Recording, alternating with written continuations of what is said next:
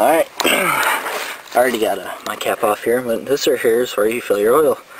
You could try doing it, but if you look, the size of the hole is about the same. It can be a mess. So I suggest one of these. Yes, those are nice to have when you have them, of course.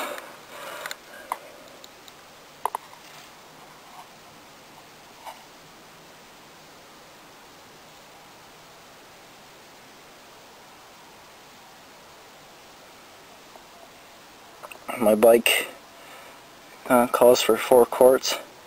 I'm going to put 3.5 in and run the bike for 3 minutes and then check the level. You check the level with the bike on the center stand, obviously, like it is right now. And while you have it on the center stand, of course, like I said, you run it for 3 minutes. Get as much out of there as I can. Is you run it for 3 minutes and you unscrew the cap, clean it off, and just set it on there. You don't screw it back in. You set it back on there and you check the level. Anywhere in between the 2 lines. Here, set this in here for 1 second. See if I can show you this. There's 2 lines on here, or 2 gashes you got. I can't focus on that. I'm going to kill the camera real quick. Alright, there you go. Now you can see it real good. Alright, you got obviously first one and this one. Anywhere between those 2 is safe, but I'd like to, have it like right about there. Right in this general area, just below this line. That's where you want it. It's the best spot. So I'm going to go ahead and fill this up with the 3.5 quarts, and then start it up, run it for 3 minutes. Alright, so all done. Figured go ahead and throw in some side notes here. This is what I used. This is a Valvoline. It's not what I rather have used, but it's what I could afford at the time. What I would prefer to use is gold bottles of Pro Honda oil. They're like $7 to $8 a bottle, but probably a lot better than that. But this will work for now. A side note since you're already down here, I'm not sure if all bikes are like this, but I know for a fact that these CBR 1000 Defs are. This right here is the adjuster for the balancer. Okay. Basically, what you want to do is whenever the engine's cold, and I mean cold, under like, I think it's like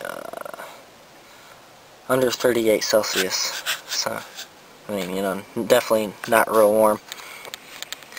The Blackbirds call for doing it while the engine's warm, and not warm, but while it's running. And the CBR 1000F, the Hurricanes, say to do it while the engine's off. I think it's better to do it with it on, because then you can hear the difference. Right, what you basically got to do is loosen this bolt right here so that you can turn this, and while the engine's running, you turn this counterclockwise as far as it'll go, and it'll start whining, and then you knock it over a notch. Can't see it real well. As you knock it over a notch, which is like this right here, and it'll not whine as much, but it won't do like a rattling type sound anymore. And then obviously, you tighten it back up, and that'll definitely make the bike run a little bit better. Plus, like I said, get rid of the sound. But yeah, you'll have a whine sound. But I don't know. For most of the bikes I've heard, they all have that whine sound anyways. The exhaust usually covers it. But that's about it, really. There's a few other things you could do while you're down like this. I mean, you could might as well go ahead and check or change the coolant if you have to. I guess I'm going to go ahead and end this here. I mean, I don't have much else to say. Just do your basic checks, check your coolant after you change the oil, obviously. Almost all bikes do, but if you have a wet clutch, that's where the clutch sits in the oil that, basically the same oil as the engine oil. That we want a brand that can that has protection for it, and that's like this, it says right here. the superior wet clutch protection.